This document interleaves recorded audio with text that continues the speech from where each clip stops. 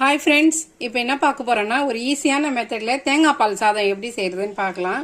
எண்ணெய் ஊற்றிக்கிறேன், ஒரு 4-5 பட்டை போட்டுக்கிறேன், ஒரு 6 ஏலக்காய், 4 ஏலக்காய், 2-3 பிரிஞ்சி இலை. இப்போ வெங்காயம் போட்டுக்கலாம்.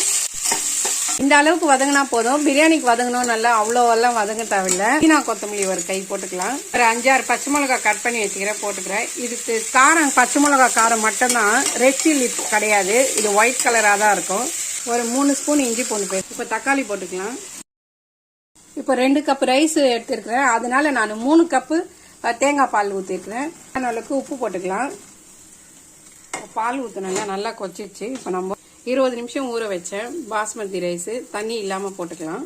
தண்ணி எல்லாம் சேர்ந்து வந்துச்சு. இப்போ நம்ம தம் போட்டுக்கலாம். 20 மினிட்ஸ் ஆயிடுச்சு. இப்போ எப்படி இருக்குதுன்னு பார்க்கலாம் வாங்க. சூப்பரான தேங்காய் பால் சாதம் ரெடி. நீங்களும் இதே போல் ட்ரை பண்ணி பாருங்கள். தேங்க்யூ.